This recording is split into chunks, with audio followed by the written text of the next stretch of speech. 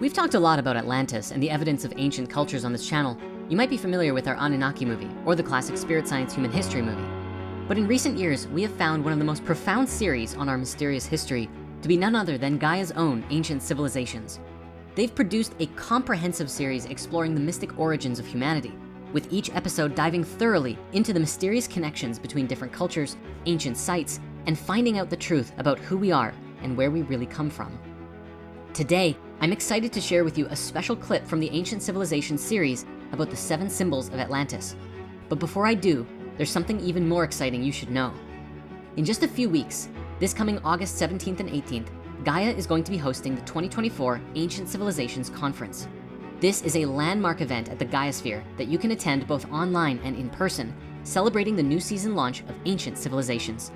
The event will see some really amazing speakers taking the stage, such as Greg Braden, Matthias De Stefano, and Dr. Robert Schoch, among many others, to explore the latest evidence of a sophisticated human civilization that spanned the globe in the pre-Diluvian era.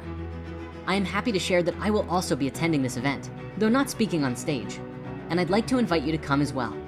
If you do come in person, please don't be afraid to say hi. I'd love to meet you.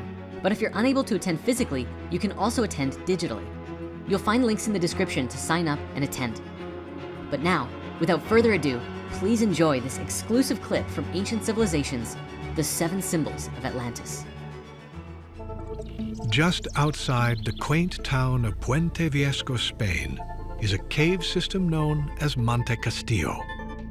And within this system, a specific cave called El Castillo contains some of the oldest human cave paintings dating back to 41,000 years ago.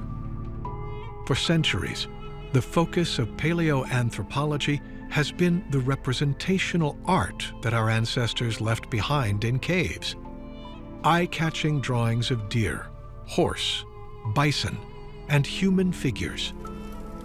But in 2012, Genevieve von Petzinger, paleoanthropologist and researcher for the University of Victoria, discovered something overlooked by many experts. She analyzed ancient art from over 370 ancient caves all over the world and discovered that since antiquity, humans have been using the same 32 symbols, geometric signs that form some kind of alphabet. Von Petzinger suggests that the 32 signs do seem to have communicative properties, and we can possibly trace the origins of our first writing system back to these ancient symbols. How do the symbols that we see today in our religions, our flags, and our institutions connect us to an ancient past that we have barely scratched the surface of understanding? And when this is revealed, what will it say about humanity and its future? The use of symbols to communicate ideas goes back into our history long before language was even created. When we talk about the study of symbols today, there are different kinds of symbols that we become accustomed to, sometimes without even thinking about it. There is a form of language that has no words and no sound, and I'm fascinated by this form because it may represent one of the most advanced and sophisticated forms of communication. It's called an ideogram. And an ideogram does precisely what it suggests. It is a symbol that represents an entire idea or an entire concept without ever uttering a word or a phrase or a sound to describe that idea, and without needing a complex language of alphabet to describe the nuances of that idea. If these symbols are more complex than our current written language, does the infamous number 32 have any correlation to the ancient past?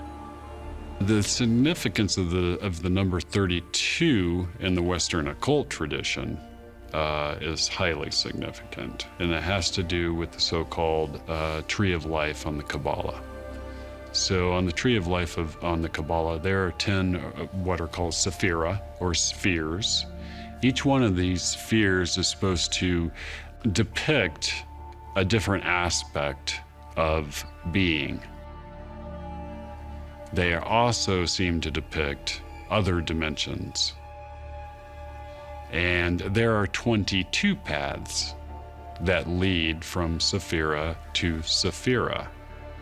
Now, those 22 paths match the 22 trumps in the tarot deck, which I don't have to tell people is extremely mysterious. Nobody knows really where the tarot deck came from. It just appears with all of this knowledge. Now, each one of the 22 trumps in the tarot is equated to one of the 22 letters of the Hebrew alphabet. And since the Hebrew alphabet letters are equated to a numerical value, you have a perfect system of basically what you're seeing. So these 22 paths, represented by numbers, are the frequencies that separate these different dimensions one from the other. And you're looking at a map, an ancient map, left to humanity about that knowledge. Could this ancient map of 32 correlate with the 32 ancient symbols used around the world almost 40,000 years ago? Where could this map be leading us? One thing is for sure, that some of these ancient symbols seem to be burned into our subconscious. So we have to ask, how is it possible that these symbols stay around for thousands upon thousands of years? Why does culture after culture adopt these symbols? There must be an inherent meaning. One explanation is the study of phosphenes. When NASA astronauts first went into outer space, they would look towards the center of the galaxy and cosmic rays would ping off the retina of their eye, and they started seeing various symbols, crosses, hash marks, spirals, and it led to NASA having to redesign the astronauts' helmets so that it would deflect the cosmic rays. And this led to a theory that perhaps some of these symbols are hardwired into our DNA.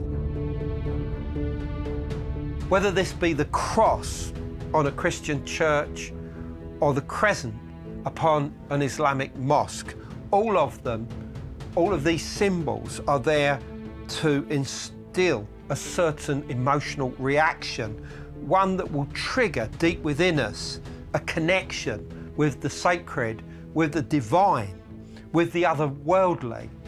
And these symbols have been used for tens of thousands of years, and of course, we still see them as important today.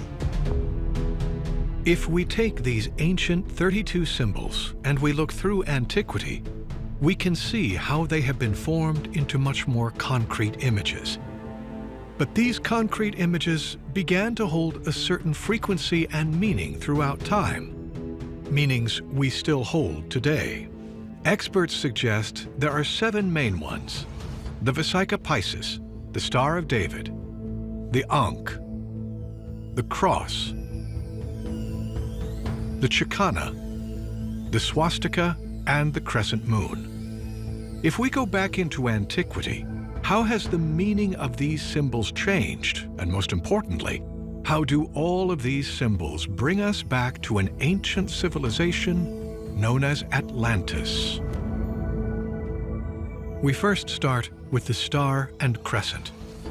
It is an iconographic symbol used in various historical contexts, but is best known today as a symbol of the Ottoman Empire, Turkey, and Pakistan. It is also often considered as a symbol of Islam by extension.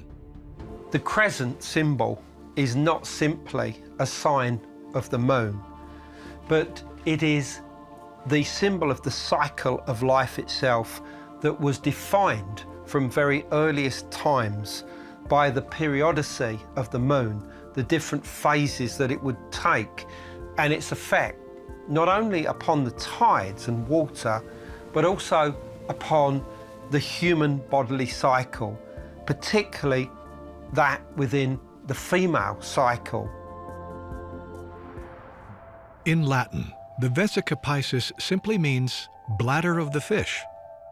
You can find this symbol in paintings of Christ and the Buddha.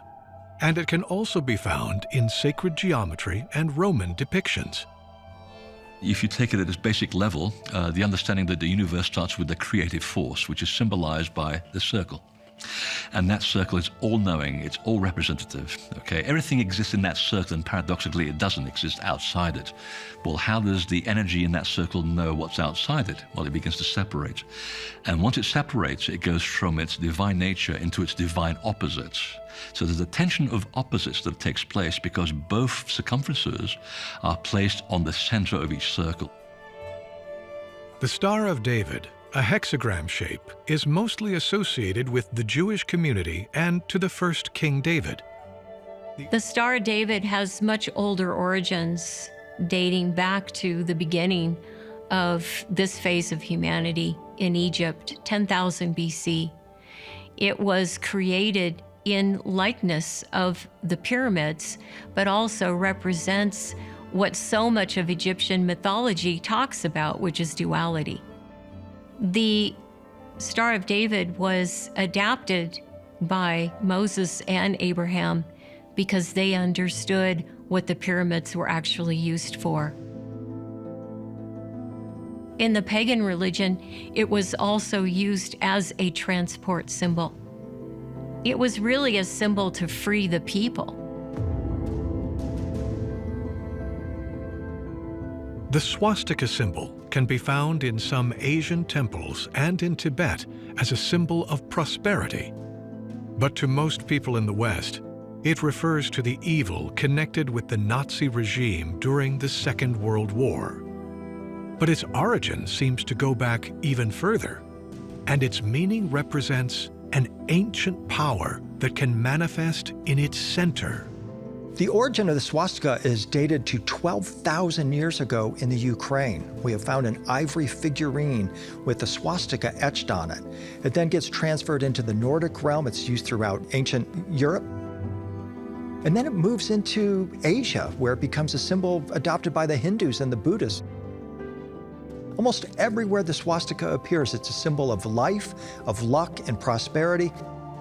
Without the spiral, nothing can grow. A plant can't grow without the spiral motion. Blood can't flow through the veins of the human body without moving in a spiral pattern. Blood doesn't move that way, it moves that way. So without that spiral motion, and without those four elements in balance, you have nothing. The Ankh and the cross similarly are associated with Egypt.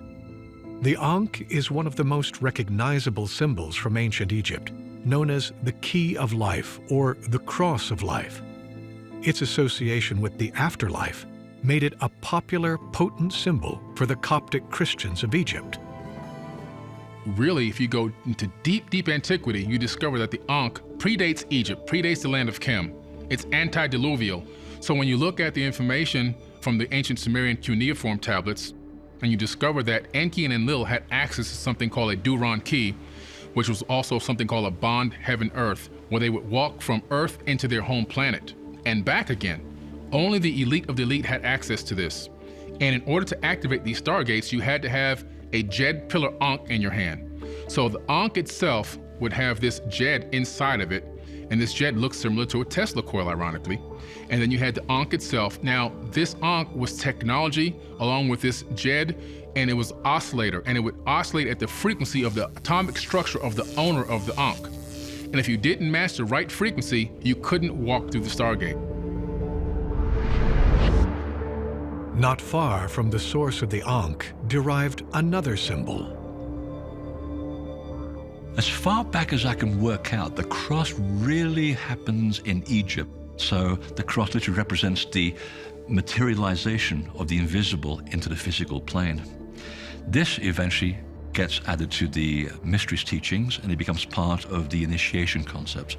So going back to, as far as I can work out, 6,000 BC, they come back risen from the dead, and at that moment they're applied the symbol of the man or the woman who is nailed to a wooden post or a beam or a cross, which means that by the time we get to the Roman era, this is a very profound symbol.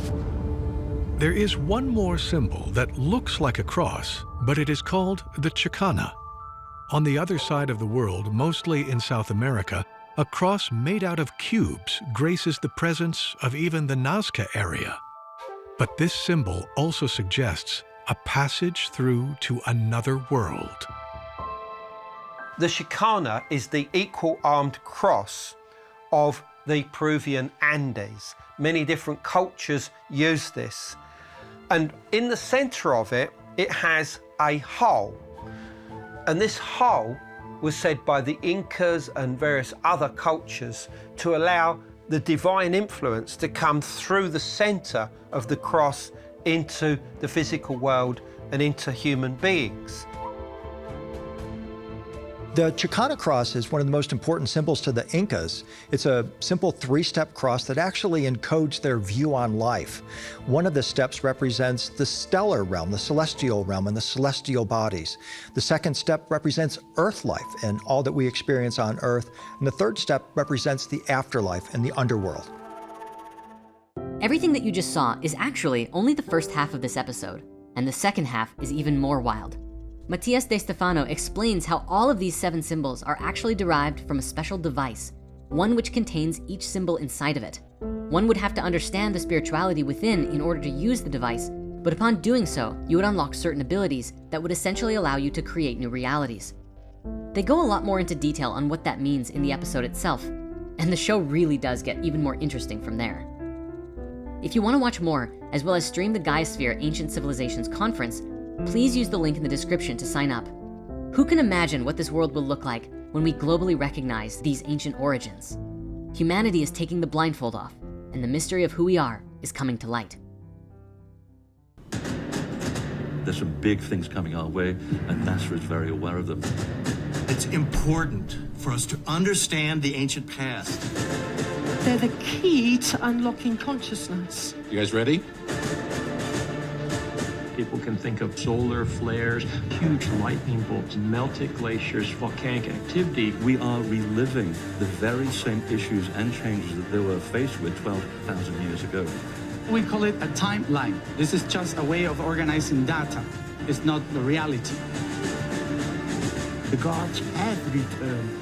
We are not alone anymore. Discover the past as tools to understand where we're going. I'm going to show you the future that we can make for our children and our children's children. You're here for a reason. We've come together to talk about our ancestors, to tell stories.